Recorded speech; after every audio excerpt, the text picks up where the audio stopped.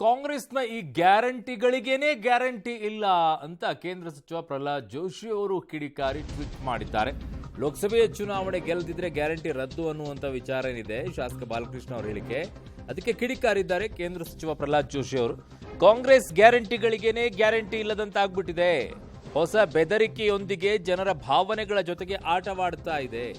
ಖಂಡಿತವಾಗಿ ಮುಂದಿನ ಚುನಾವಣೆಯಲ್ಲಿ ಕೈಗೆ ಜನತೆ ಕೈ ಕೊಡಲಿದ್ದಾರೆ ಅಂತ ಟ್ವೀಟ್ನಲ್ಲಿ ಕೇಂದ್ರ ಸಚಿವ ಪ್ರಹ್ಲಾದ್ ಜೋಶಿ ಅವರು ಕಿಡಿಕಾರಿದ್ದಾರೆ.